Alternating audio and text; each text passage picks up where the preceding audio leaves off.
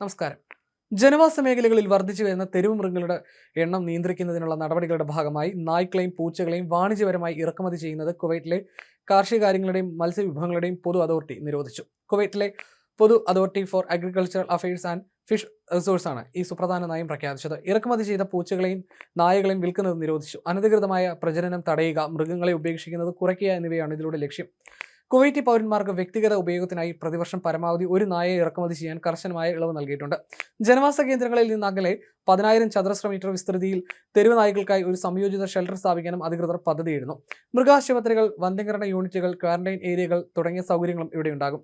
തെരുവ് മൃഗങ്ങളെ പിടികൂടുക, അവയ്ക്ക് ചികിത്സ നൽകുക, വന്ധ്യംകരിക്കുക, തുടർന്ന് ആരോഗ്യത്തോടെയുള്ളവയെ ദത്തെടുക്കാൻ നൽകുക അല്ലെങ്കിൽ സുരക്ഷിതമായ പരിസ്ഥിതികളിലേക്ക് തിരികെ വിടുക എന്നിവ ഈ തന്ത്രത്തിന്റെ ഭാഗമാണ്. മൃഗസംരക്ഷണ നിയമങ്ങൾ ശക്തിപ്പെടുത്തുന്നതിനായി കുവൈറ്റ് അഭിഭാഷക അസോസിയേഷൻ പുതിയ ഹ്യൂമൻ ലിവിംഗ് കണ്ടീഷൻസ് കമ്മിറ്റിയും രൂപം നൽകി. മൃഗങ്ങളുടെ ആരോഗ്യം, അനധികൃത കച്ചവടം, സൂണോട്ടിക് രോഗങ്ങൾ പടരുന്നത് തുടങ്ങിയ പ്രശ്നങ്ങൾ നിയന്ത്രിക്കുന്നതിന് ഈ നിരോധനം നിർണായകമാണെന്നും അധികൃതർ അറിയിച്ചു. തെരുവ് മൃഗങ്ങളെക്കുറിച്ച് പൊതുജനങ്ങൾക്ക് റിപ്പോർട്ട് ചെയ്യാനായി ഒരു ഡെഡിക്കേറ്റഡ് റിപ്പോർട്ടിംഗ് ലൈനും വാട്സ്ആപ്പ് സേവനവും ആരംഭിച്ചിട്ടുണ്ട്.